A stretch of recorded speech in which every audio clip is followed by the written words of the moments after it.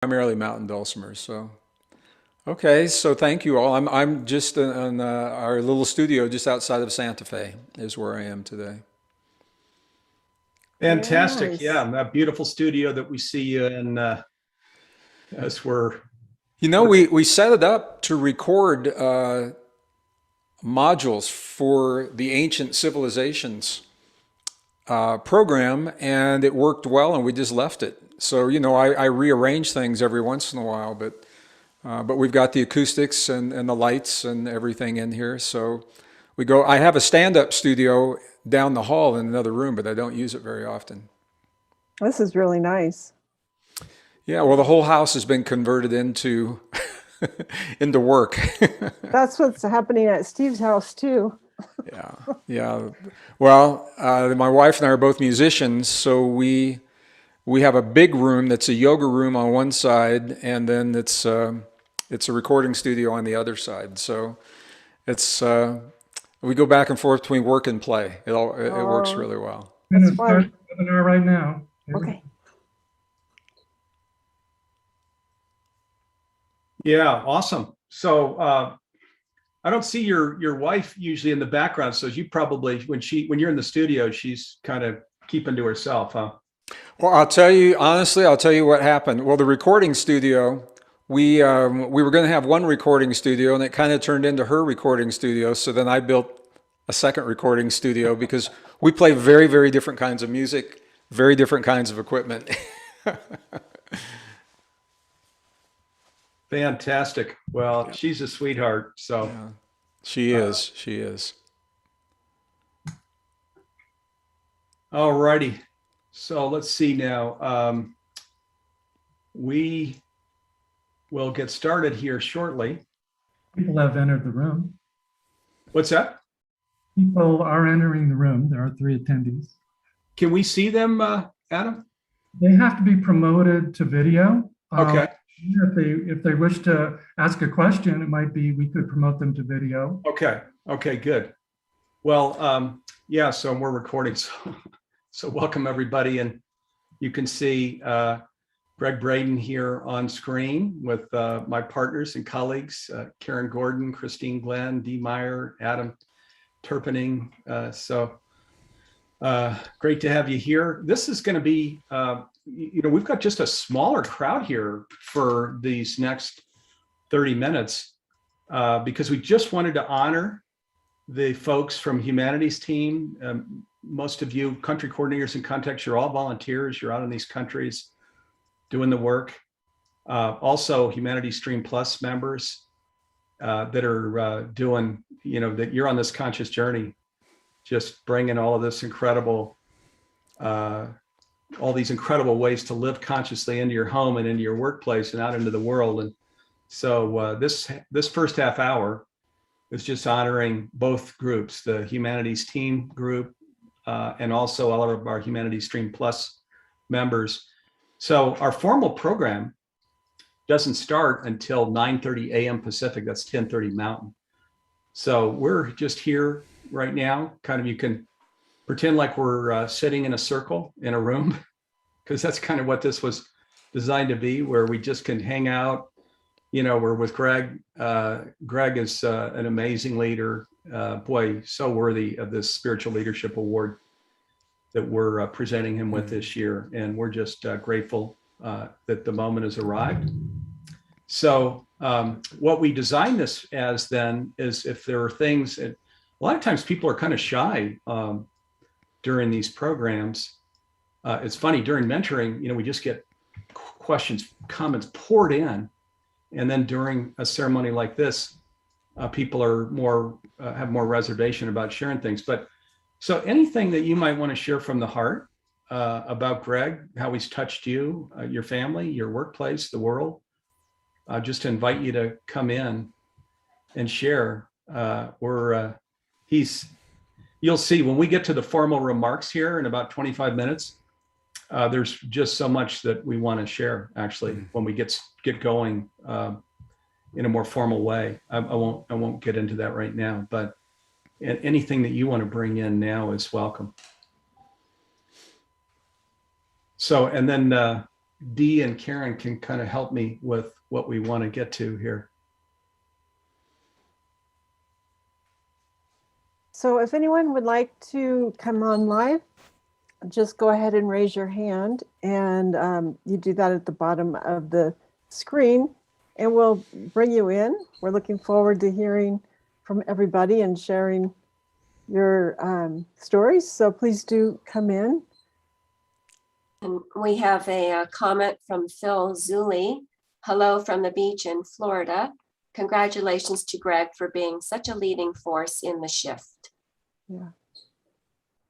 All right, from the beach in Florida. Nice. Somebody's out.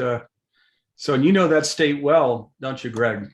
You know, I do. A lot of people don't know my early academic career. I was born in the Midwest, and when I began to specialize in the sciences, I specialized in oceanography, and there's not a lot of oceanography in Missouri. So one of the few schools back, this was in the 70s, where I could begin an undergraduate program in oceanography was the Florida Institute of Technology, just outside of Melbourne, and it was tied to the space program. So I spent a lot of my technical background was developed at FIT in Florida, and then I transferred up to Colorado State University to finish in terrestrial geology. But a lot of people don't know this, I started in marine geology, marine biology, marine chemistry, and at that time it was called ocean sciences. So I know Florida very well. It's a beautiful state, and that beach sounds really nice right now. Boy, no kidding. Whoa, the beach in Florida. Lucky you here. And that's from, is that from Phil? Yeah. So lucky you, Phil. So I know there are others here too. Once we get to the formal program, we're going to be swarmed. So boy, if you want to take a moment to come on camera or just share a comment as Phil did here in the window, please do. It's going to be tougher to get through here shortly. So.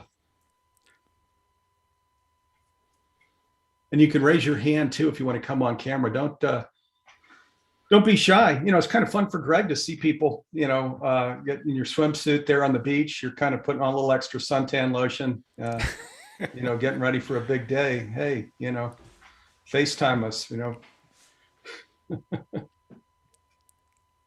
Well, let me take a minute here. We've got a lot of comments in the viewing room. Greg, some of our guests were invited to come into Zoom, and some have chosen to go over to our viewing room.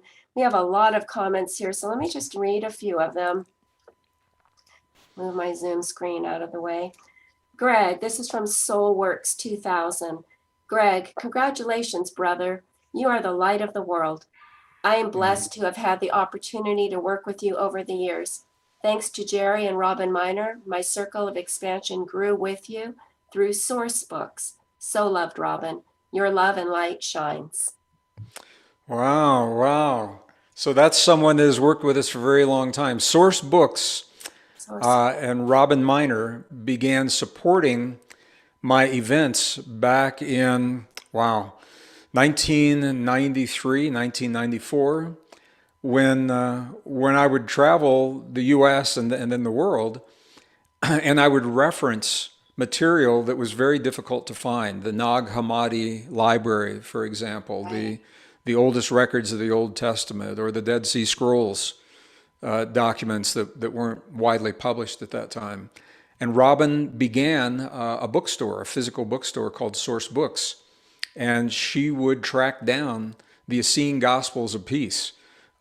She would track these books down and then travel with me to the events and make them available for people. So that is very cool to hear that someone has been with us it's been a very long time. I've lost track of how many years that's been. So thank you for that. Yeah, thank you, Soulworks. Then from Francis, we have, thank you for the opportunity. Mary says, so blessed to have you, wonderful, gifted man, working on this science and sharing it with the masses. As you said earlier, this is not a competition, it's a joint effort. We have a comment from Marie. In your great name, in person and in spirit, we have you as our lead researcher, teacher, mentor, and most of all, as one with us, as our brother in oneness with the divine, the company of heaven, ancestors, and all beings, with love and in gratitude to the humanities team. From Leon, from ABD Khatib, hello. And then from Leon, thanks, Greg, for your dedication and making this your life's purpose. It requires a lot of courage to speak one's truth and face the backlash. You have done it and continue to do it by being an example for the world to follow. Congratulations to you. Wow. These are so beautiful. Wow. From Joan, it's a wonderful day in the Earth neighborhood. We share this moment of recognizing love and light. Just three or four more. From Yanja, dearest Greg, your work has shifted my perceptions in a wonderfully positive way over the years. I learned so much on the tours to Chaco Canyon and Peru with you. You continue to amaze with your continued research and studies. I will miss you in Amelia Island. Much love. From Nora, hello everyone, happy to be here. Bettina, hello from Argentina. Yanya, you look great, Greg, glad you're feeling good. Let's see, two more. Katrina, I was blessed to spend a week in Costa Rica with Greg and Martha. He has had a profound and lasting effect in my life, and I appreciate him beyond my ability to put this in words.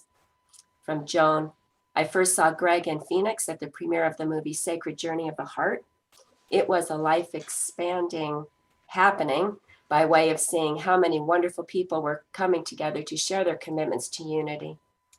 Thank you, everyone. And there are more coming in as I speak. Beautiful. Wow. Darcy Well- wanted to come on camera. We could see her, but her video's turned off. So Oh, is that right? Okay. yeah, Darcy, if you want to turn your video on, Let me see how to. Let me Greg can how to- see you and you can see him. Why is this? And if it won't come on, we can hear you. That's the good news. I've just promoted Darcy to panelist, and I think you can put your video on now, Darcy. And you're muted right now. There we are. You're off mute now, Darcy. Okay, so I don't know if I'm on. Hang on 2 seconds. Start video. Here we go. Okay, we see you. All right. Thank you. Wicked. Well, I thought I'd make it a little more personal. Greg, I wrote a message to Lori regarding a flute that I was looking for. I'm that concert touring agent, and you kindly responded, and I can't remember who you referred me to, but it was nice to have started that dialogue, and it really touched my heart that you actually responded personally. 18 months ago, I was poisoned by a pharmaceutical antibiotic. I suffered over 80 symptoms.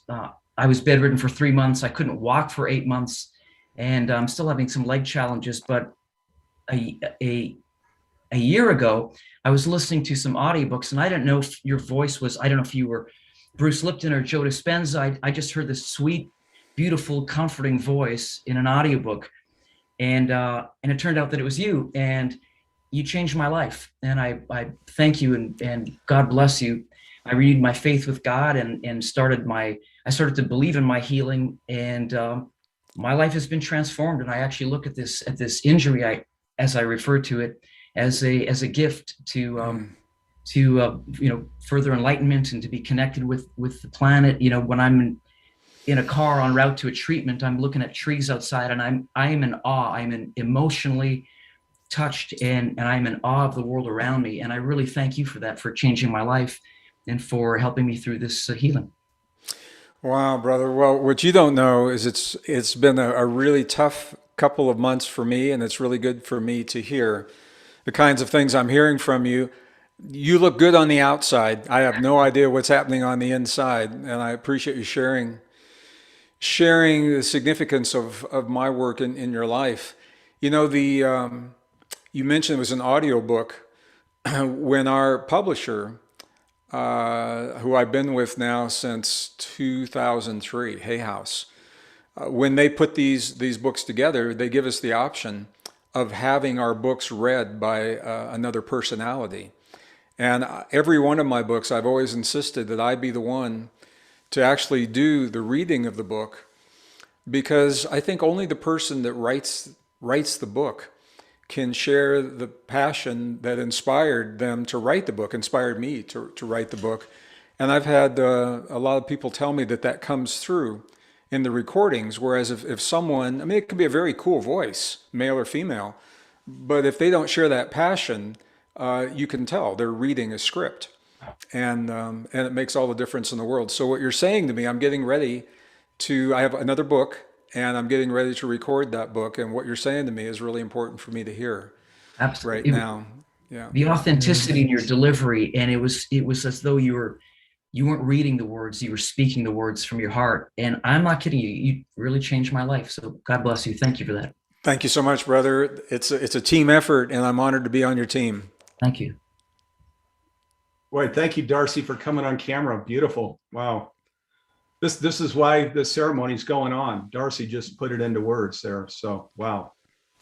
Really, that was perfect. So other people, there are others here in Zoom. If you want to be elevated to video or want to share comments, I know in the viewing room, we probably have lots more going on too here. So let's see. Well, Steve, before we go any further, I just want to go back. Karen, you read a whole bunch of comments.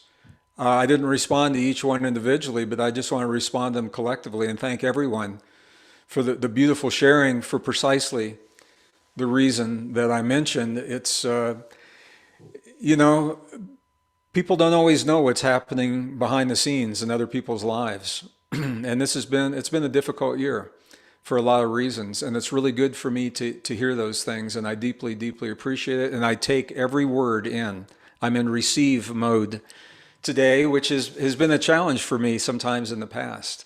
But I'm definitely receiving the words and the energy behind the words, the love and the care that goes into those words. And I appreciate it very much. So thank you.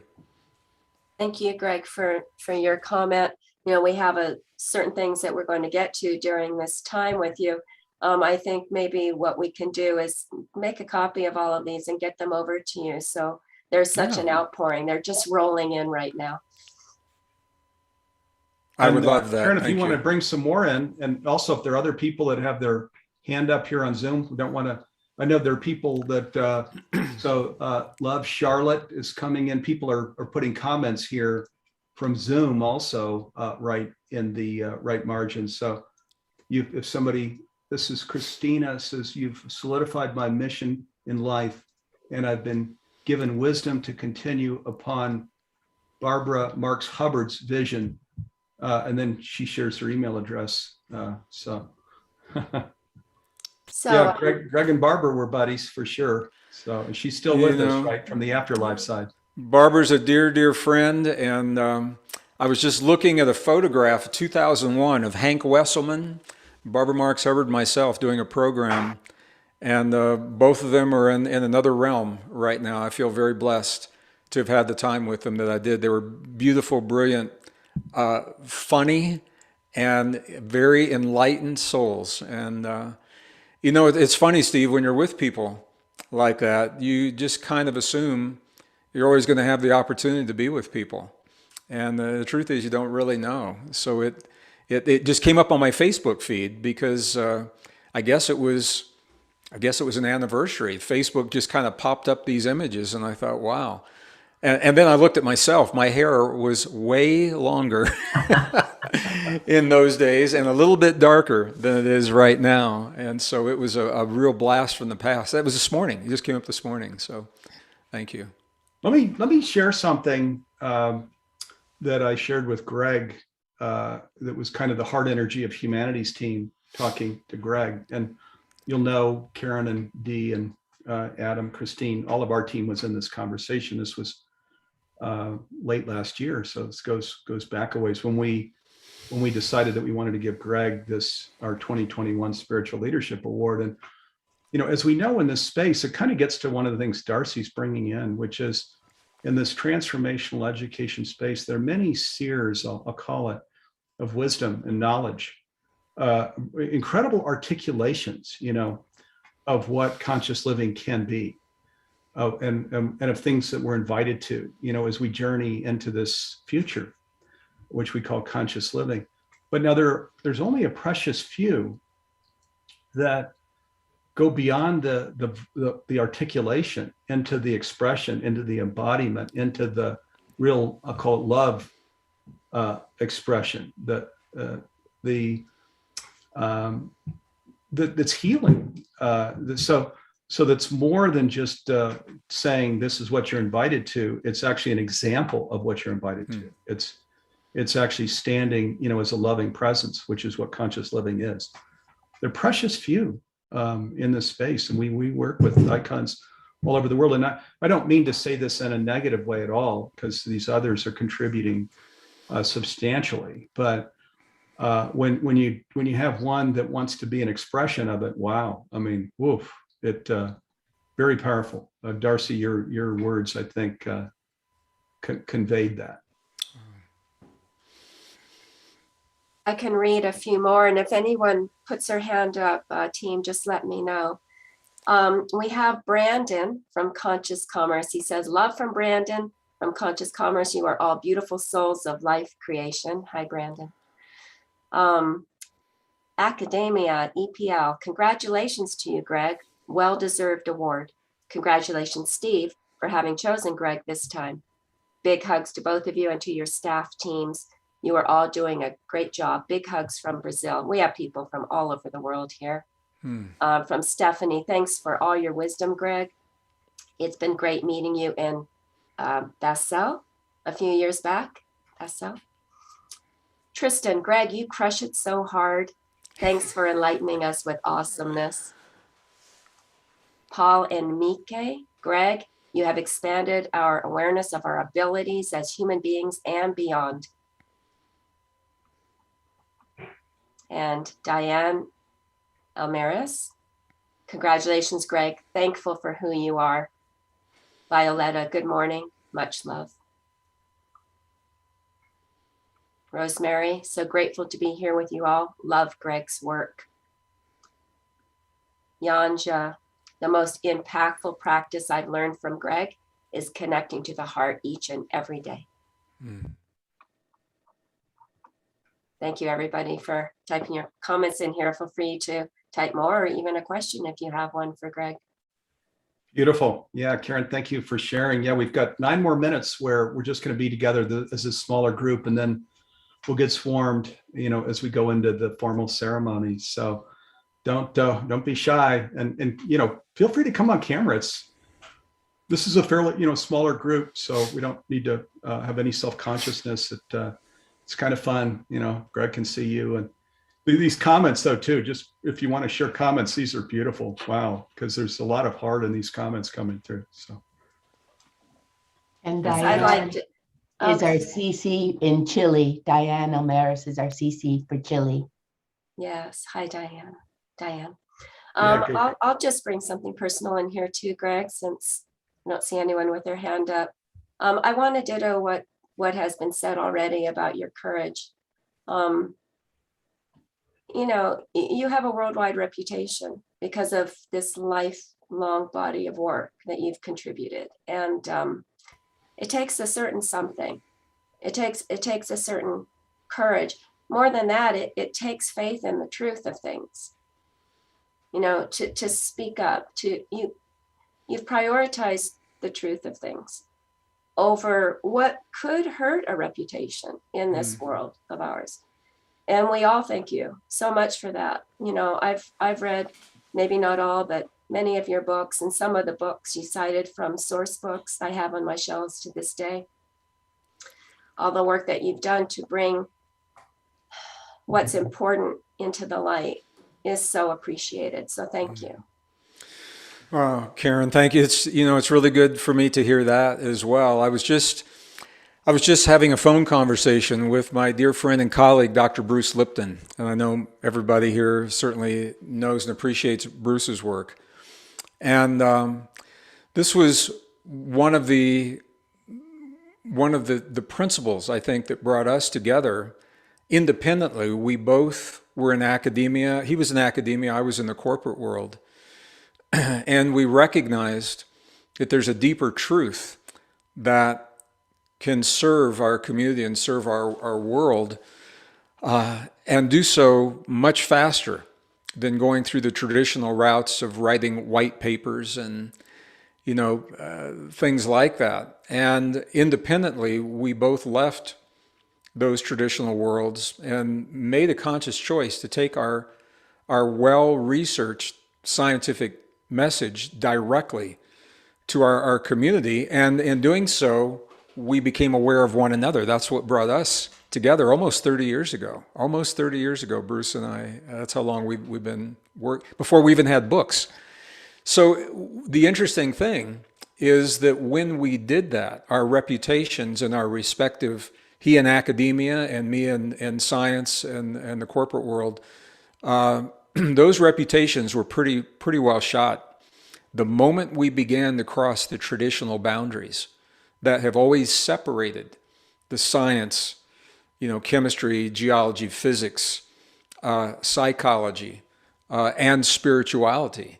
And the moment we brought those together and crossed those traditional boundaries, we lost credibility in our respective professions, but we gained the heartfelt knowing that we were truthful, honest, factual, sharing the discoveries that can change people's lives in a heartbeat.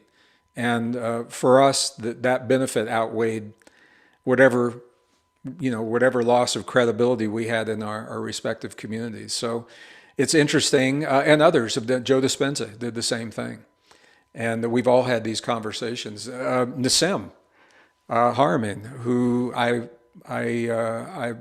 known for many years. He and I have recently completed a course together that I think we may talk about today. So it's interesting how we come together and meet one another after we've let go of the things that we've worked for in the past, not knowing where that leads, and trusting that truthful, honest, factual sharing is a heart-based path that can lead us to the best versions of ourselves. And in doing that, we then begin to recognize one another and come together in that way. So, Karen, that's a long way of saying a very short thank you to you for that recognition and what you just said. I appreciate that. We're very close to moving into the next segment of our program, but I would like to just say that your and Bruce's and others' leadership in this area gives us the courage and the gumption to do the same in our own lives. And that might mean that some of the people that we love and cherish are maybe left behind. They don't want to come with us, but there are other people that come in and take their place. So thank you again. Yeah, you're very welcome.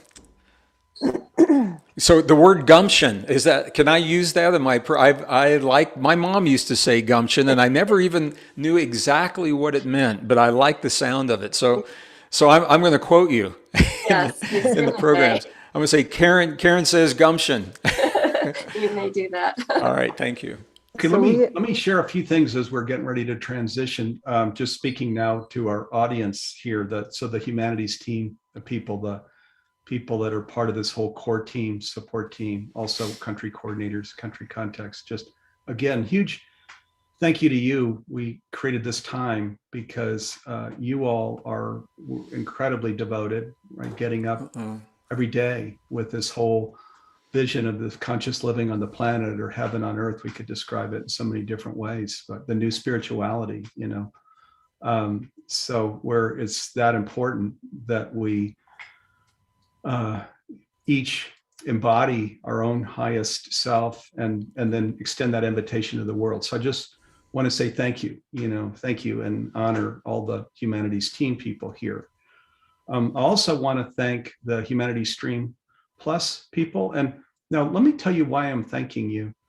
As you know, we have this mission in Humanities Team. It's to make conscious living pervasive worldwide in less than 20 years. And you all are the people who are devoted to living consciously. And that's why you signed up for this whole streaming platform and programs like this, or a lot of live programs too, because you want to be your own highest expression of conscious living, and you want to bring that into your family. And many of you want to bring it into the workplace, create conscious businesses and things. So you're in the vanguard. And when we pivot to this incredible future, you all are right in the middle of that. And so I want to thank you, for being the courageous people that you are, that are a part of this whole Humanity Stream Plus community. So now I'm going to come back here to Greg here, because our formal ceremony starts like in 30 seconds or so. And so what we're going to do is we're going to go over into this more formal ceremony, where I'll first share a few things that are unscripted as we start. Then we do have a actually formal presentation for Greg, and you'll see that formal presentation. And then Greg will respond. And then we're going to open the floor to everybody that's here to, again, bring your comments in. You can come on camera, those of you that are on Zoom. So we're going to do more of what we did earlier, but with a much larger group. And we're going to start this thing here in probably 10, 15 seconds. So, hooray, here we go. Hey.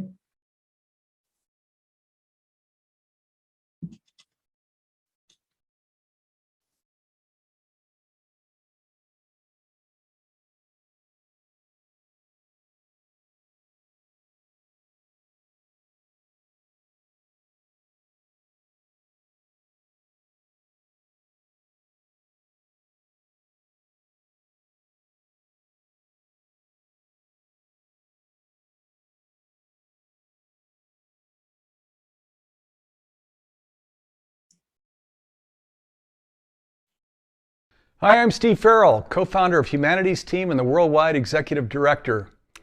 Thank you to all of you who are gathered with us today for this very special Spiritual Leadership Award ceremony. Today we are giving Greg Braden our highest award in Humanities Team, our Spiritual Leadership Award. As we begin, Greg, I'm going to be speaking to you personally. You were the unanimous choice of our Global Council this year, and we are deeply honored you accepted our invitation to receive the Humanities Team 2021 Spiritual Leadership Award. The Humanities Team Global Council is comprised of 55 leaders from around the world. We are very diverse, but we are united in our gratitude for the work you are doing. Greg, you are unique in the way you touch the world with science and spirituality, and all of your leadership qualities and contributions to the world made you our obvious choice. Normally we fly our award winner to Colorado. Obviously, COVID requires that we do something different this year. And this is only the second time we've created a virtual ceremony. We are now live on Zoom and broadcasting on Facebook, so we've got a great crowd gathered. We've all been looking forward to this day when we can be live with you for this very special program. Some of our earlier Spiritual Leadership Award members include Neil Donald Walsh in 2003, Abriel Avrouge in 2008, Archbishop Desmond Tutu in 2009, Andrew Harvey in 2010, Immaculée Ila-Begiza in 2011, Barbara Marx Hubbard in 2013, Nelson Mandela posthumously in 2014, Michael Beckwith and Ricky Byers in 2015, Ken Wilber in 2016, and Marianne Williamson in 2020. You are the 12th recipient of this special award. Your contributions to humanity over your entire career have inspired a seismic shift in the global conversation, and your spiritual leadership is helping to steer us in a healthier, more empowered, and more compassionate direction. For over 3 decades, you've been a leader in bridging science, spirituality, and the real world. Your books, workshops, and courses have inspired us to take courageous action in civil society, business, government, and social outreach. Your work involves problem solving and reveals deep insights into our origin, our potential, and how these understandings inform the policies underlying everyday life and the emerging world. You have presented at the United Nations and in front of diplomats, indigenous leaders, religious leaders, military personnel, and many more. You have been honored as a pioneer who is awakening, inspiring, and empowering humanity, a forward thinker who catalyzes positive change through mediums such as talks, books, research, and courses. And you've chosen to share your messages through film, contributing to the rising and ever-powerful conscious evolution movement. To date, your research has led to 15 film credits and 12 award-winning books now published in over 40 languages.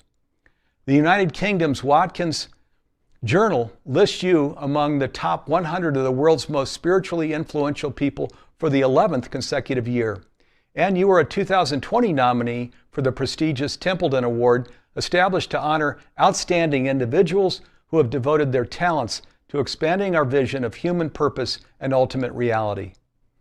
Greg, you are respected on every continent and by every faith tradition, and you use your prominent platform to address the many challenges we face, promote empowerment, and demonstrate the power of love. We are so happy to have you here with us today. I'd now like to share some background with you about the Humanities Team Spiritual Leadership Award you are receiving. To begin, I'd like to share the purpose of the award, which is to highlight and acknowledge the individual who makes a life-changing spiritual impact on the world, on how we view ourselves, God, life, and one another, and who in doing so reminds humanity of who we really are. We are all one with the divine, each other, and all of life, interrelated, interconnected, and interdependent. All recipients of the award demonstrate certain characteristics of a spiritual leader, and you are certainly one who embodies these. I'd like to read these characteristics to you now as they apply to you. Demonstrates through his life clarity about his truth, about who he is, his relationship with the universe, all of life, and the other, and courageously announces himself. As such, the person is eager to express himself, to connect with a common goal, and to create whatever is needed to get the job done. Has the ability to agree with another about one another. This important quality allows for a larger understanding among humans about themselves and the world out there. As such, this person realizes that we are not each other's enemies, we are not each other's obstacles, and we are not even each other's competitors. We are each other. This person is able to see past the illusions we create about ourselves and the other, commits to and is determined to see the world in a new way. He is radically honest in telling the whole truth in a loving and compassionate way. The person understands that to agree with one another requires a constant inner discipline that suspends judgment, realizes that we are all part of universe, God, an expression of divinity, has the ability to align with another, realizing and honoring the idea that all of humanity shares the same desires. He manages to find the harmonious spot, which is our highest aspiration and grandest dream, which is our inner agenda, and reveals and expands it, concurrently transforming all outer agendas. Therefore, this person knows what he wants and shares it with others, incorporating good listening and communication skills. In doing so, the person has fun and brings joy to life, sees himself as a part of universe/God, life, and all of the other, as part of the universal family, interrelated, interconnected, and interdependent. In this instance, the person recognizes that the other person is I, and raises the level of consciousness of humanity to awareness that universe, God, is us. Through the realization of oneness, the person is no longer concerned with personal dramas and suffering, but with the dramas and suffering of others. The person's true compassion for self and for others, and his thoughts and feelings are expressed through action. Knowing that the process of life is circular and the person knows that all healing is universal. Lives the truths he believes in. Through his innate desire to stay in touch with his highest beliefs, he shares it with others. Most importantly, the person's life is a courageous expression of these truths, no matter what. Is visible and commits to being free. This person allows himself to be free, free from false thoughts about himself, about others, and about universe, God. He realizes that to really make a difference and help others requires stepping up and speaking out, so that the world can see him and know that he has found a deep understanding about universe, God, and life. As such, this person is willing to be and feel uncomfortable, always reviews his own beliefs, and speaks the messages of hope. This person's very life is his message and teaching. He touches lives by his example, is committed to being a leader and not connected with the outcomes. This person leads the journey in his own unique and authentic way by showing and being the way, reminding others who they really are, regardless of the outcomes. His life is a continuous act of self-definition and an expression of the next grandest version of the greatest vision he holds about who he is. Continuously asking, what would love do now? Picking the highest thought in any given moment and living it.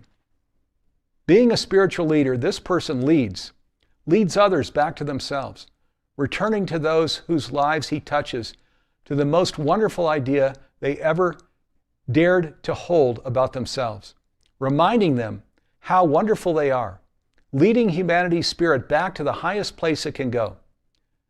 Being a spiritual leader, the world is a better place through this person. He produces astonishing outcomes in the world, knowing that eternal survival is always assured and given. He declares a whole different set of truths, creating a whole different set of experiences and functions within a whole different reality.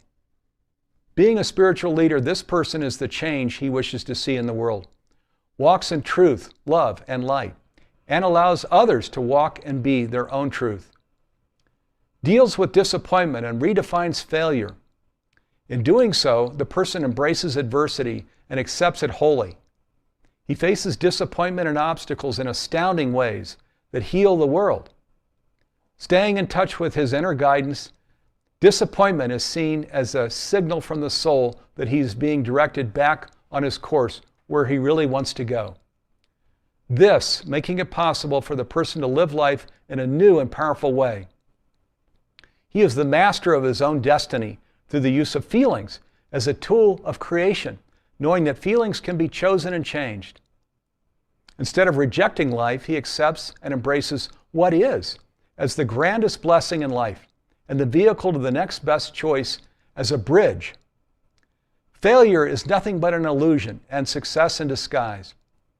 Failure is a cause for celebration and encouragement. He does not only know this for his own life, but for all of life. Is real, practical, and active. The spiritual leader understands what is really true for him in any given moment. He tells the truth and puts it on the ground in a practical way. Now, realizing that what is not true and now is pointless. Therefore, he is congruent, open, and consistent, and fully response-able. He does what works. Never takes no for an answer. Refusing to take no for an answer, the strength and the power of a spiritual leader. He realizes that in a very large sense, there is only one world in God's vocabulary, yes. Yes, we are all part of the universe, God, and therefore he is able to say, yes, I am that.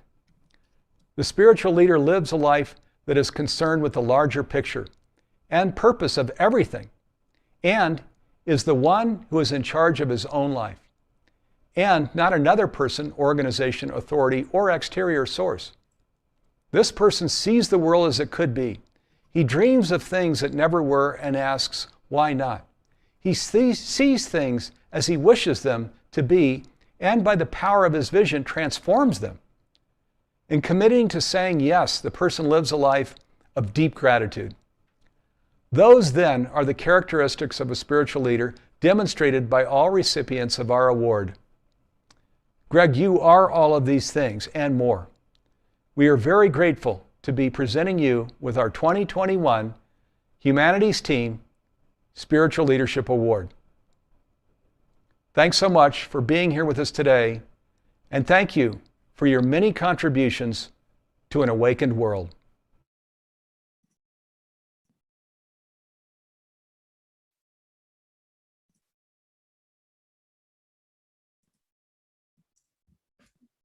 All right, we're all coming back on screen here. So with Craig. Hooray! There's our man. Congratulations, Greg. You are that. Steve, I'm just basking in the glow of the powerful and the heartfelt words that you just shared. And one of the first things that came to me is, I wish I had heard those words 50 years ago. as I was formulating what my journey would look like, it would have probably saved me a lot of heartache. But Steve, I just can't tell you how much, just how honored I am, of course, to be the recipient of this award this year. I'm in such good company of those who have preceded me, and I'm humbled by the receipt of this beautiful award. And we haven't practiced. This isn't. We haven't really practiced what we're doing, Steve. Can I share this award? Can I show our audience what the award Please looks do. like, and then say a few words? That'd be great. Please. Thank you. I'm not sure how it's going to come out on the camera, because we were doing this virtual.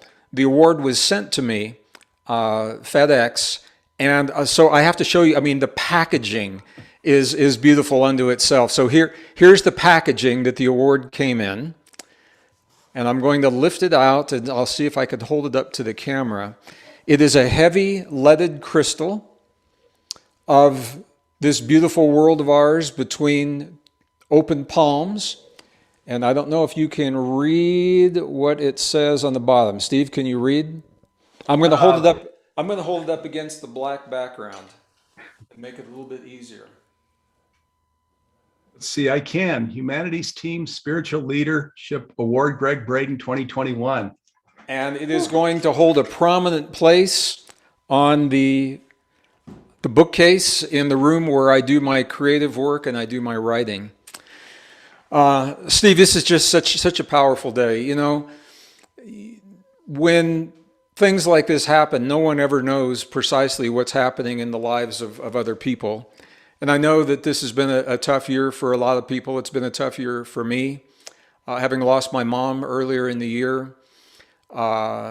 I'm recovering more than completely from COVID myself. And Greg 2.0 is launching today with the receipt of this award and the reminder of all of the principles that are so foundational in my life, Steve. And I have to tell you, when I learned that I was the nominee for this, or that the award would come to me, I don't think of myself as a leader.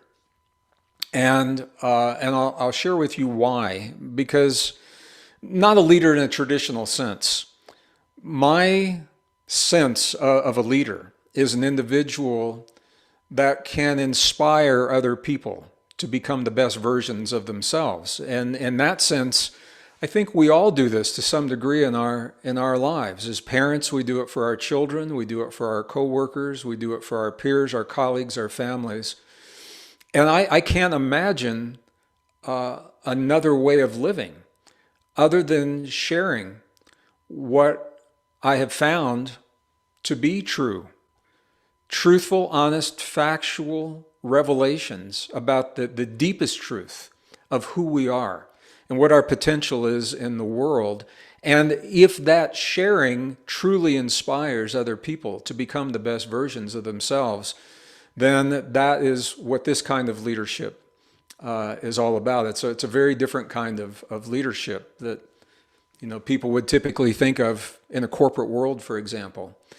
Spirituality, to me, is a word that I've found, Steve, that means different things to different people. And for many people early in my journey, what I discovered is that they wanted to keep spirituality in a box. So they would do their spiritual things, and then they would go about doing the rest of life. And the idea of crossing those traditional boundaries that we talked about in the pre-program, the traditional boundaries of the sciences that have always been separate, chemistry separate from biology, separate from geology, separate from physics, and spirituality has always been separate from all of those things. I was blessed, privileged, and fortunate early in my adult life to spend a tremendous amount of time with indigenous people from all over the world, from the highlands of central China and Tibet to the shamans in the Andes Mountains of southern Peru and the shamans in the Yucatan of Mexico, all through the American desert Southwest, the Bedouin in Egypt, Nepal, India, and many more. And as different as those traditions were from one another, the common denominator that I found that helped their lives to be successful, Steve, was that they didn't compartmentalize their lives the way that I had been trained as a scientist to do. So they didn't compartmentalize and separate spirituality from everything else. And once I recognized that and I began to apply it in my own life, what I found is every moment of our lives is a spiritual experience. At its deepest level, the spirituality is about relationships. Our relationship to ourselves, to God, to the cosmos, to our friends, our neighbors, our family, to the earth, to the future, to the past. It's all about relationships.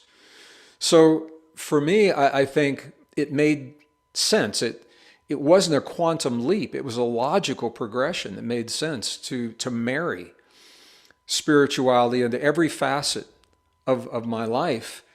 And as I did that from the perspective of a scientist, the science was revealing new ways of thinking about ourselves that even deepened that sense of spirituality. And one of the things that you just shared, Steve, I'll be brief here. One of the things that you just shared was, for me, I think, one of the most powerful principles that I learned, and it's the idea of failure and success. We are so conditioned to see our lives and our accomplishments through this lens of failure and success. And what I discovered from these indigenous traditions was that whenever a man or a woman in an indigenous community says, yes, I will pursue this endeavor, if they pursue the endeavor to the best of their ability and give it all that they have, it's impossible to fail until their accomplishment is compared to something else. And once I recognize that and I ask myself, what am I comparing my accomplishments in my life to? And I began to share that with our audiences.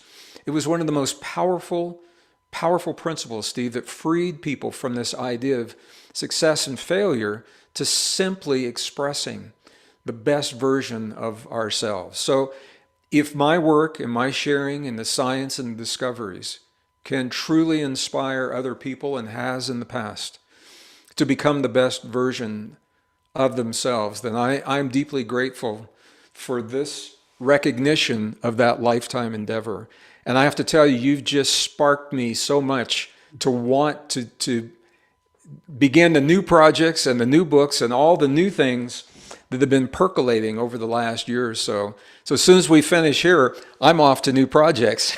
But I want to thank you, Steve. I want to thank you, Humanities team, for all of the thought and the consideration, the deeply meaningful words that you have just shared with me.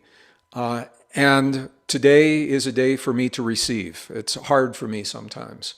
And I'm open and receptive, and I'm receiving now all the love and all the care, all the support, all the joy that's coming my way. And for that, I'm deeply grateful, Steve. Thank you so much. You are so welcome, and you're so worthy of this award, Greg. Boy, what a special moment. We'll remember this one 10, 20 years from now. Let me just say a few more things, and then I know people are gonna their comments coming in. People may want to raise their hand and come on camera. So I'll go back to community here, where we all are kind of right now, where we're virtually sitting in this big global circle with you, Greg, just honoring you here during this special moment. But let me add a little more here. Greg and I actually back in the 80s and 90s had an intersection. We didn't know each other, but we were actually right in each other's same world. We were Silicon Valley guys. And Greg was the very first technical operations manager for Cisco Systems, which is this huge, they make these digital communications products, routers and bridges and switches, all kinds of things. And it's just this huge global organization. At that time, it was a teeny little startup in Silicon Valley. And likewise, I'd left IBM at this time. I'd started a digital communications company. I was there located, I actually lived very close to, we were within miles of each other, didn't know each other. And I was working with Cisco because what my company was doing is we were helping all of the Gaps and Esprits and AAA of California's, these, even Apple Computer, we were helping them digitize their communication systems so that they could bring their voice and data together across their campuses and then connect their campuses across the world. So we were selecting the best technology platforms to support our customers. And so I kind of grew up with Cisco. I started also just as with a partner, two guys with used furniture in an executive suite. And then we actually grew into a very, very substantial company. And Cisco was a huge partner as we were growing during these years. Now, so Greg wouldn't say this about himself, but he could have become a gazillionaire. He was there with those first few hundred people. This has grown into, I'm sure it's over 100,000 people now. And they were giving generous stock options then. I know Greg still has friends from those days that are gazillionaires. So Greg walked away from that American dream thing in pursuit of the truth, all of these things that we just shared. So just wanted to bring that in. Now, I want to bring in one other thing as well, which is that our mission and humanities team, is to make conscious living pervasive worldwide in the next 20 years. And because we don't have another planet, most of us aren't billionaires that want to go live on Mars. And even if we were billionaires, I'm not sure we'd want to go live on Mars. This is our home, the Earth. And so we'd like to create a sustainable and flourishing planet. And of course we can do that. And we can do that just by becoming conscious ourselves and becoming living invitations to others.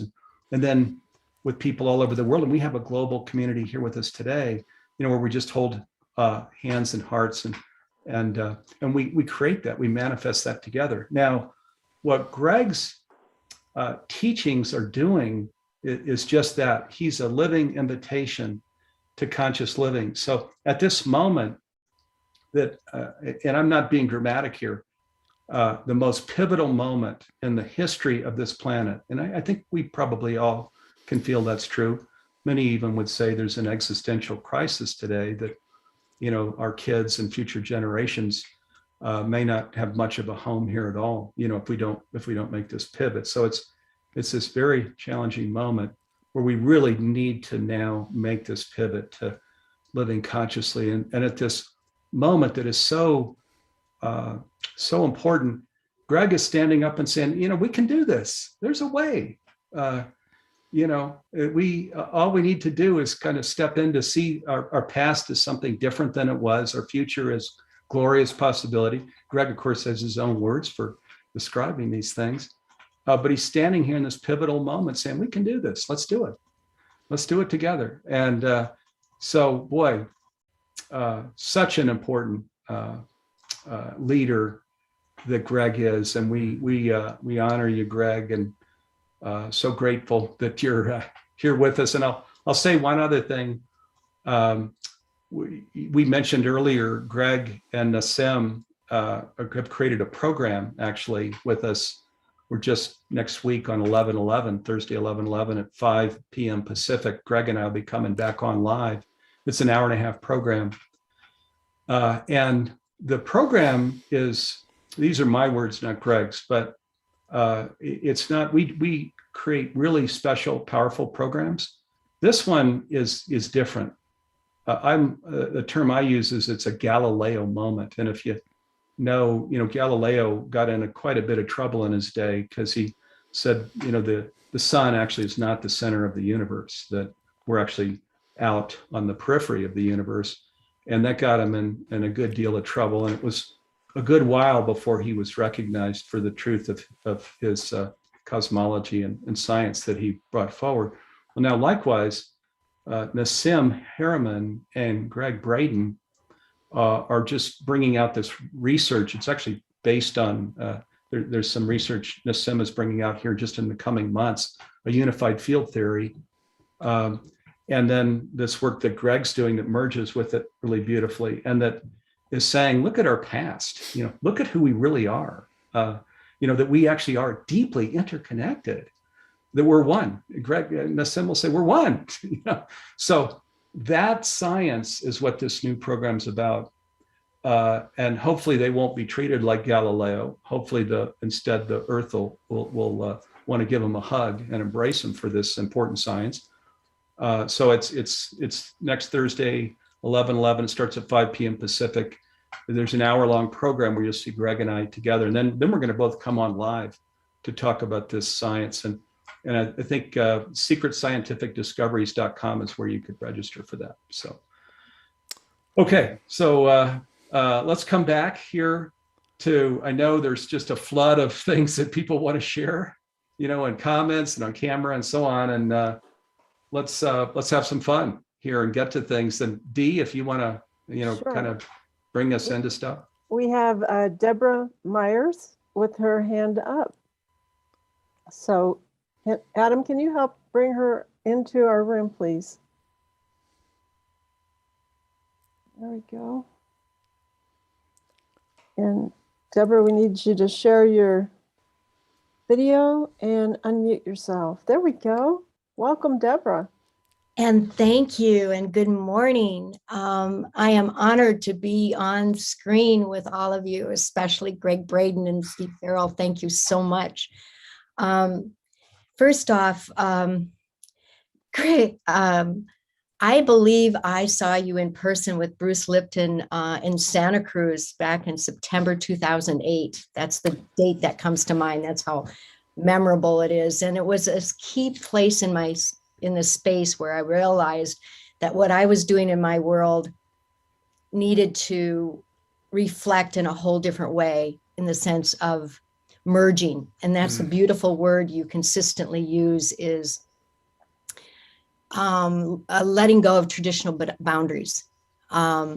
I, by the way, am lucky enough, Dee knows this, that I was recently chosen to be on the Humanities Stream Plus transformational educational program. And I'm thrilled to be a participant in that and excited about bringing this to all of your subscribers about what I do. I'm an acupressurist and Jin Shin Jitsu practitioner. And Greg, I am consistently blown away by your thoughts, by your beliefs, by what you bring to the world. I really don't have a question so much as a major thank you for all you have done in the world and what you bring to all of us. I'm just, again, reflecting back to that time in Santa Cruz. I went to a whole different place, a whole different space of realizing that what I get to do in my world is reflected because of someone like you who has opened up the pathways. You and Bruce and all the others who've just managed to step away from traditional and allow those of us who might have been a little bit of fearful to say, I'm not going to be in fear. I'm going to step into the freedom of the possibilities. And that's it. That's what you brought. Wow. And I thank you. Oh, Deborah, thank you so much. It's good to hear those things today. And if I remember, I think it was, if I remember correctly, it was a church in Santa Cruz.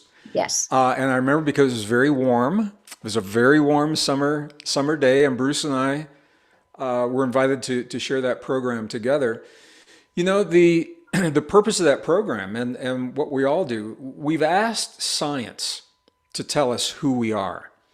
And science is actually doing a really good job of revealing the deepest truths of our existence. The problem is not everyone likes the answers. Exactly. But they are based upon peer-reviewed principles. And what Bruce, myself, and many of our colleagues do is we're simply bringing into the forefront the discoveries that are not being shared in the mainstream. You won't see them in mainstream classrooms, mainstream textbooks, mainstream documentaries. We're teaching our young people obsolete science based upon false assumptions. And then we're asking our young people to solve the problems that we are leaving to them with the same thinking that created the problems that we're leaving to them. It makes no sense at all. So my sense has always been, when the facts are clear, our choices become obvious. When we have a hard time making decisions or we don't know what to do, it's usually on a personal level, a social level, or a global level. Typically, it's because we don't have all the information. Well, what's changed is the technology now is revealing that information. And we are sharing a new human story that goes beyond human to the earth and to the cosmos. And it's a very, very different way of learning. And this is what Steve was referring to, Nassim and I. Most people don't associate Nassim Harmon and myself because we don't do a lot of public work together. We've known one another since the early 90s. And we have actually a module in the course where we talk about the cafe where we met and what happened the day that we met. But both of us are sharing the new discoveries that change the way we think and feel about ourselves. So thank you for acknowledging what that has meant to you in your life. Thank you for being in Santa Cruz 2008 in that little church with Bruce and I. We appreciate it. Thank you. And thank you for the work you're doing to make this world. I appreciate that. And yeah, just like I said, I'm merging Eastern and Western medicine in a sense that, tradition says you can't do both, but you can.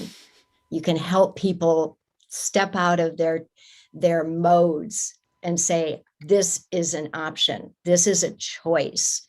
And I get to make I get to have the opportunities to see what is available to me.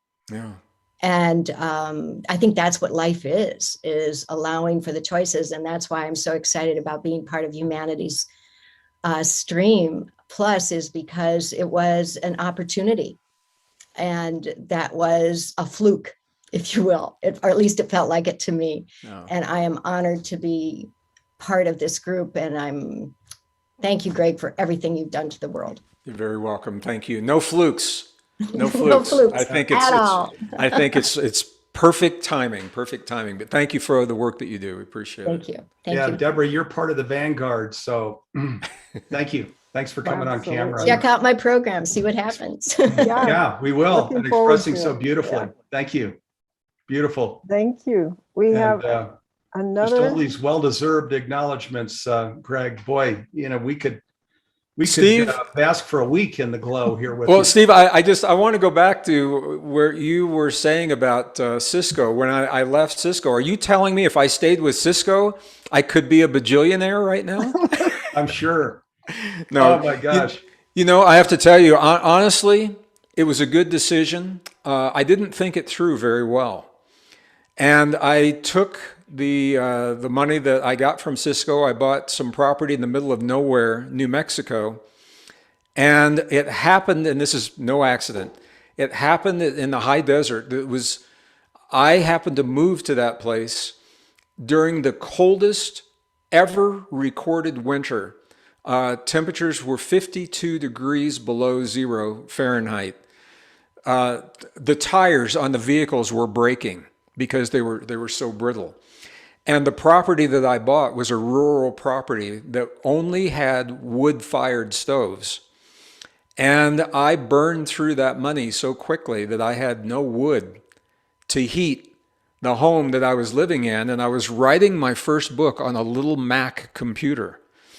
And it was so cold that the lubricants in the Mac were freezing and the computer, wouldn't even work. And it was the first time I went out. It was an old rural farm property, and I chopped down buildings on that property that were goat sheds that were no longer being used to burn in the wood stove so that I could use the computer to write that first book. And if I didn't know that that was temporary, I probably would have been pretty disheartened.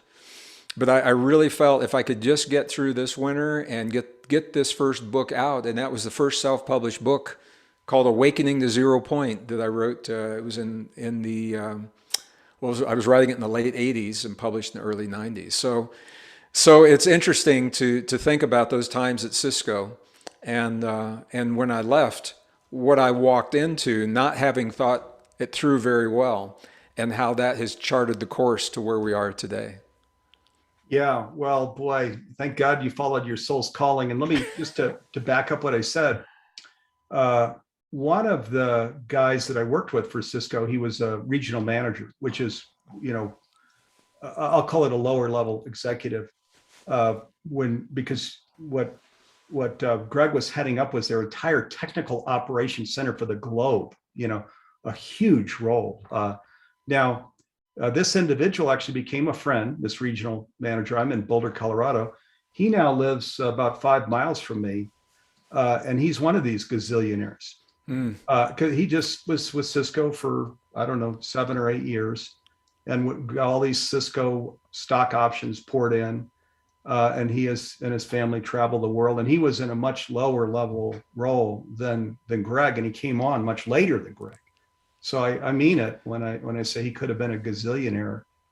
You read about Silicon Valley and the people in the right time in the right place. Well, Greg, he was like at the pinnacle of that and walked away. So, and thank God that you followed your soul's calling, because we wouldn't be here today, and you wouldn't be all these great contributions that you're making to the world wouldn't be happening. So, yeah. Steve, thank you for acknowledging that. It means a lot today. Thank you. We have David with his hand up. Shall we bring him in now? Can you bring him in, Adam? There we go. We've got a couple of people coming in. So David, would you, there we go. Hi, David. Hello. Nice to see you, David. Hello, Dee. Hello, Steve. Hi, Greg. Hello, David. Welcome. Thank you so much. First of all, congratulations here from London City as part of the humanities team and country coordinator in the UK.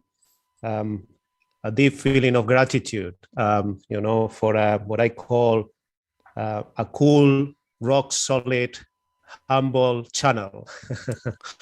And I remember when you were here in London with Los Tres Amigos, the Bruce, Joe, and you, and the energy was amazing. The energy the collective energy was amazing.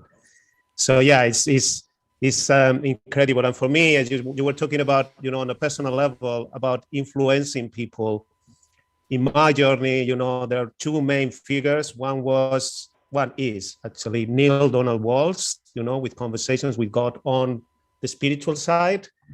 And then, because I was very skeptical in the beginning and coming more on the science side, you were playing a very important role, because, I was watching the Missing Links program, and I couldn't wait to see more and more. I was waiting all the time for all these series.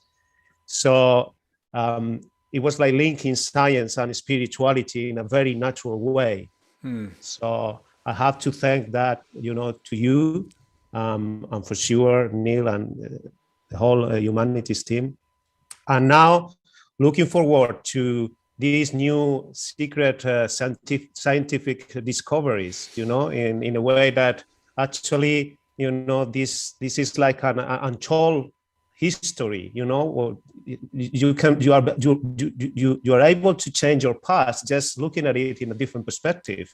What you are saying that this program can bring is amazing, because we can, look at our past in a completely different angle and approach. And that could for sure change our future. So that could be my reflection, gratitude, and also some sort of question. Can you tell us a little bit more? Because I'm looking forward to that program, and it will be great to hearing directly from you. And for sure, you are more than welcome to come to London anytime. Well, thank you, David, so much. And I'm glad that you saw the Three Amigos when you did. I don't know that it will ever happen again, but it was It was an honor to share the stage with my brothers, Joe Dispenza, Bruce Lipton. And I just want to give a shout out to Gaia, who produced the Missing Links series, three seasons. What a lot of people don't know is that Gaia gave me the freedom to say whatever I wanted to say.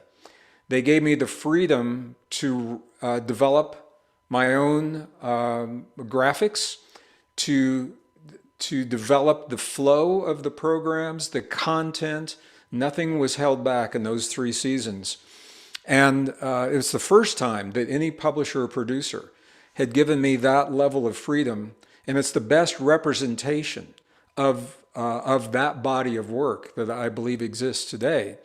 Building upon that, what Nassim and I are sharing is it goes all the way back to the cosmology that says, we are the product of a dead universe and lucky biology. That's what we're taught when we're in school. And the new science suggests the universe is alive, it is conscious, it behaves as a living organism. When something happens in one place, the universe, if a star explodes in one place, that solar systems will compensate for that the way you would see in a living system.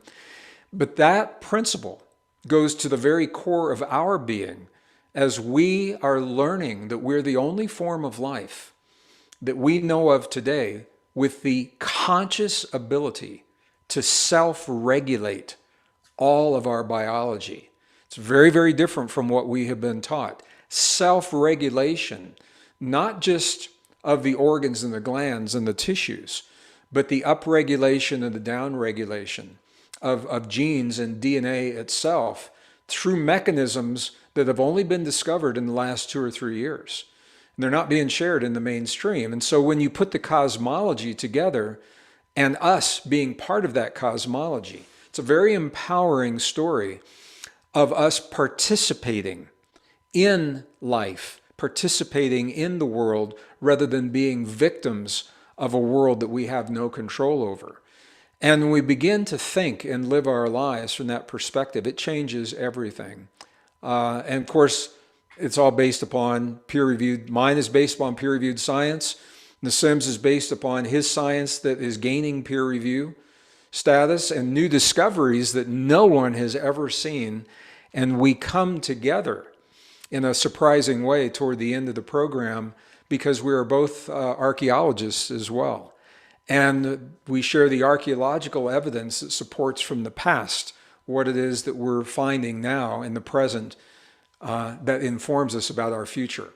So that's a long answer to a short question, but hopefully it's intriguing. And I just want to really thank Humanity's team because they went all out with mobile film crews and location sets, post-production that we've never done before, to support Nassim and I sharing this deeply, deeply empowering story of the deepest truth of our existence. So I'll stop there, David. Thank you so much. And I look forward to being in London when we can.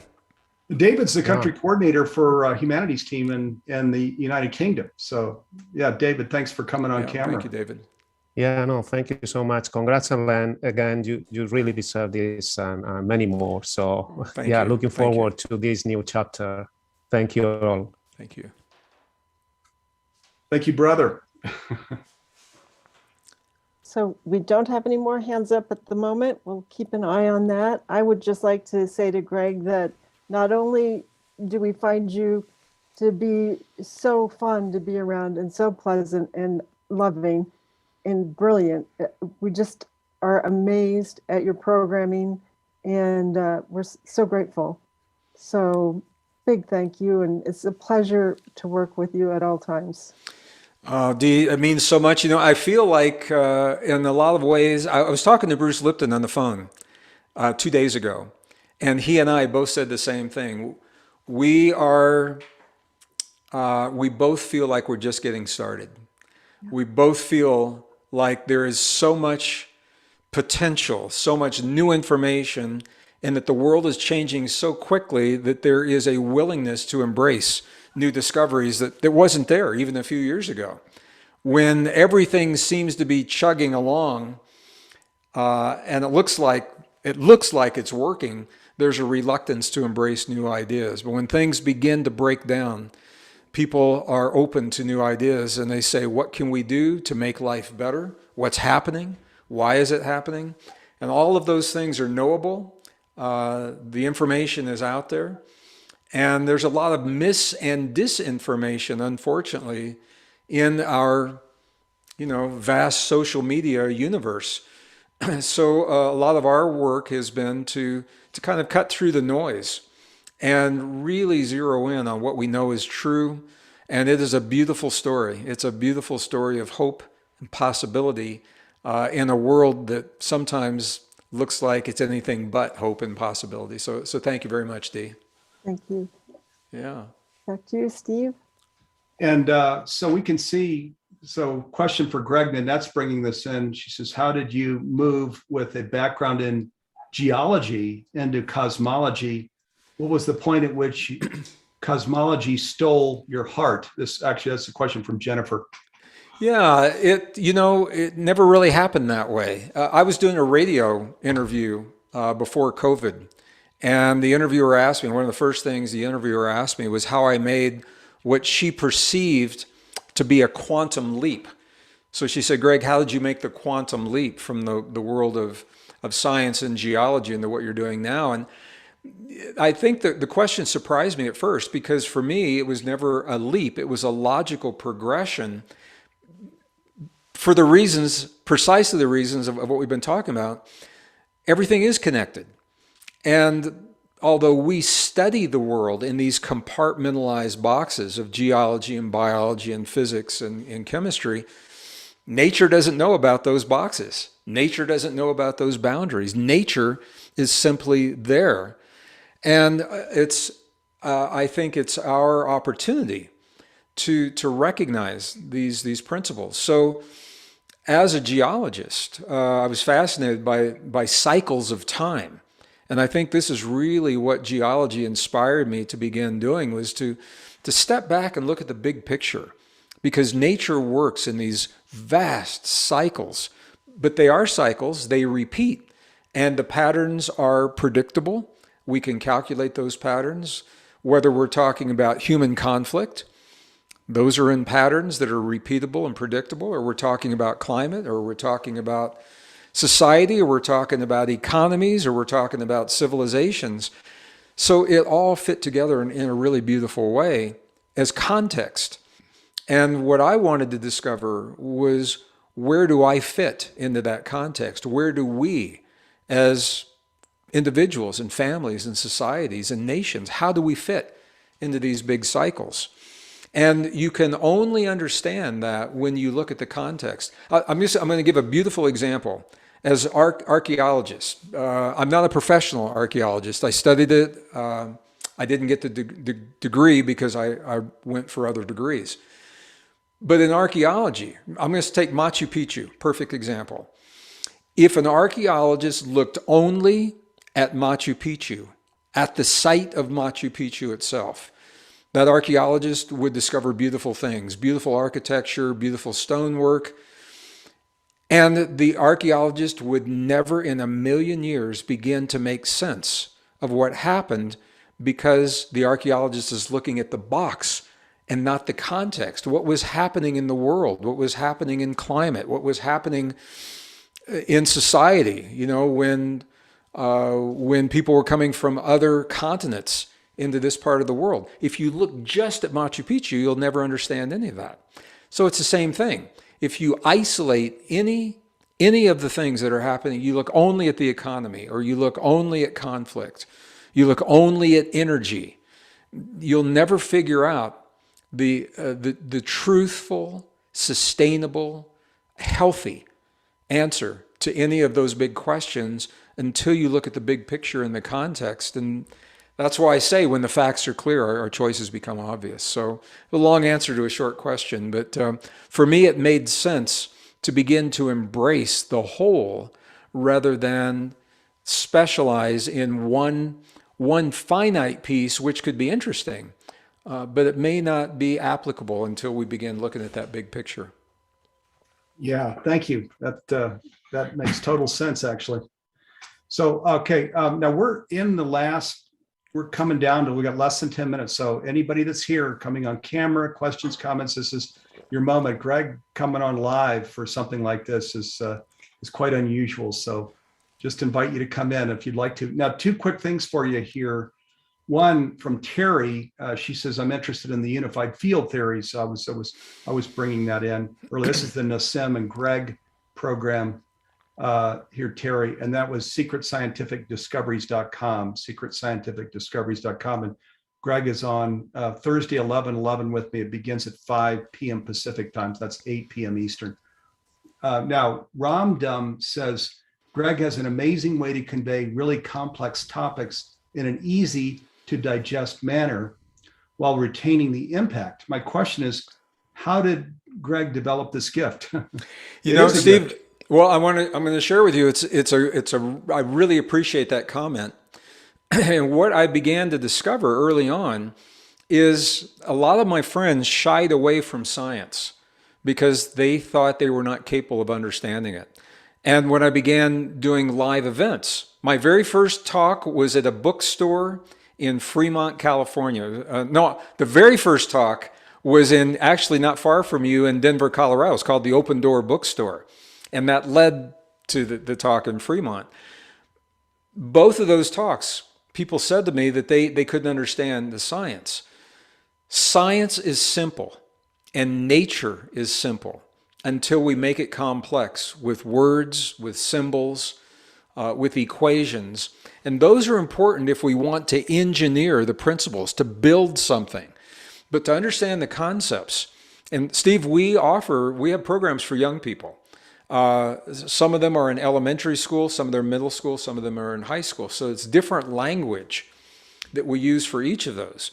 But what I found is that everyone is fascinated by the world. They're fascinated by science when they feel that they can participate and understand what's happening. So I think it's a very natural thing. I'm a storyteller as well. I learned this from my native friends. I think it's a very natural thing to be able to share in everyday language the principles that underlie this amazingly beautiful, simple, yet complex world that we live in. And once those principles are embraced, then if someone wants to go deeper, they have a mechanism to do that, and they get into the technical stuff. So difference between science and technology. The scientific principles themselves are very, very simple. Nature is very, very simple until we make it complex.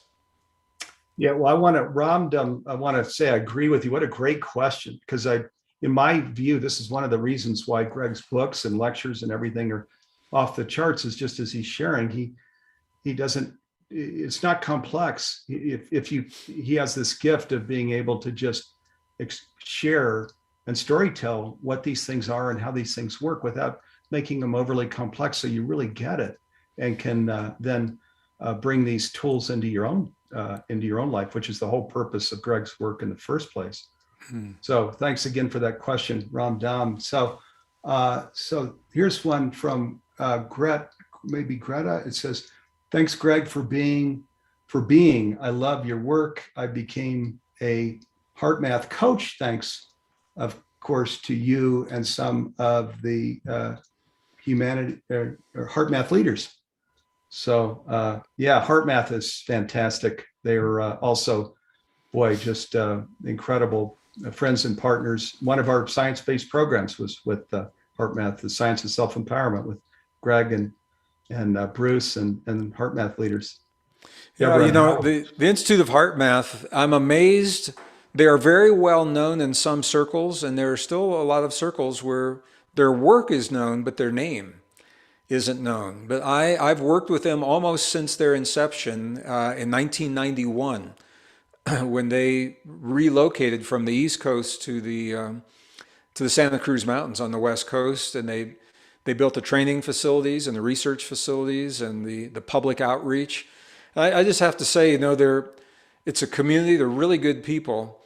And professionally, we have shared the stage. We've toured the world. We've done fundraising in Silicon Valley. We've done webinars. But on a personal level, when you work together that way, Steve, you get to know people on a personal level. And they're just really, really good people who are on a mission. They have dedicated their lives to the mission of bringing an understanding of the power of the human heart as much more than a pump for blood. The power of the human heart, literally to change our lives and to change our world in ways we're only beginning to understand. And the science, almost every week, new discoveries are coming out about the relationship between our heart, the magnetic fields of the earth, the magnetic fields of the sun, and one another, how we synchronize in society without even knowing it, how we synchronize heart rates and heart rhythms, and even in entire communities. It's fascinating. It's a very different way of thinking about us and our relationship to the world. And HeartMath is pioneering this research into the human heart in unconventional but very grounded, rock solid scientific ways. So thank you for mentioning them. And I enjoyed we did a program with them. It was one of the early programs we did with Humanity's Team. Yeah, Deborah Rosman and Howard Martin, boy, beautiful people, and their founder, who is phenomenal. The organization they're on a mission, and they're beautiful people making a great contribution. Okay, the final question, we're actually out of time, but I'll bring in a great last question for you, Greg. This is from Lynette, and she says, what is the most important thing we can do to support this stage of awakening? Well, it's a great question, and it's a good way to close out our program. I believe that so much of the change that we are inundated with through the media is noise. It's distraction. That is distracting us from what I believe the answer to this question really is. And this is the first moment in human history where the course of events and the technology are now forcing us. It used to be an invitation, but now we're being forced to choose to awaken the deep truth of what it means to be human and our role in the biosphere. What does it mean to be human, or to feel powerless, helpless as victims, and turn to something outside of ourselves, technology outside of ourselves, that we're being told we need to be the best version of ourselves and to be successful in life. So what we're really looking at is the opportunity to awaken the deep truth of the extraordinary potential of the human body, of our bodies individually and collectively. And once we begin to embrace this extraordinary potential, our superpowers, I think it's no accident that consciousness is asking Hollywood to create the information that is reminding us of who we are. Look at all the films out there about our relationship to our bodies and superpowers and time. And all of them say we're not what we've been told, and we're more than we've ever even imagined. And I think that's what this time is all about. For us to discover individually and collectively why we're not what we've been told and how much more we are than we've ever even allowed ourselves to imagine. And when we do that, Steve, that is the new world. That is the new human story. And that is the new evolution. I think that we're all sensing. We're on this precipice of something happening. And it's the deep truth of this new human evolution. And the other stuff, like I said, I think it's noise, it's distractions. It's really all about where we're going as a species. Yes, it is. And boy, round of applause, everybody. Woo, for Greg. What a moment. What a deserving leader. Unbelievable. And There are comments just still coming in. Karen shared. I'm holding it up one more time. We're going to send these comments to you, Greg. Here it is. Here Ray, it is. One more time. So, There it is. and I'll share. Diane, shares. She said, "There we can't get to all the comments coming in here last minute." Thank you, everybody. Diane says, "Congratulations, Greg. We are so grateful to you for dedicating your life to causing consciousness on our planet, to raising consciousness on our planet. You so deserve this award." What a beautiful last word. Well, thank you. And I'm not finished yet. Sometimes people get these awards toward the end. I'm not finished yet. I just want you all to know that. All right. Wow. Yeah. All right. I mean, to hear Greg Braden 2.0. Woo. Can't wait. Yeah. Fantastic. All right. Well, Greg, Steve. Steve. Thank you. Thank you, brother. I just want to say, first of all, I want to thank everyone that tuned in today for sharing a part of your day with us. I love you all. Thank you all for being just the best version of yourself that you can be every day to create the best version of our world that's possible. Steve, I want to thank you personally as a brother. You're a rare man, and we're all really lucky and really blessed to have you in the ways that some people know, and a lot of people don't even know all the things you're doing behind the scenes. But thank you for all that you're doing, Steve, and the dedication and the sacrifices that you've made.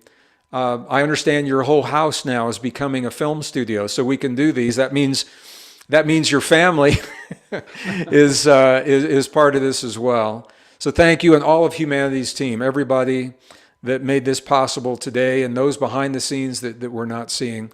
I love you all as well. Thank you. And I feel like we're just getting started. I look forward to our next. Yeah, we do too. So love you all. Thanks, viewers, for being here and making this such a special moment for Greg. Greg, we love you, brother. And hey, this whole pivot to conscious living worldwide. Now let's all go make this happen together.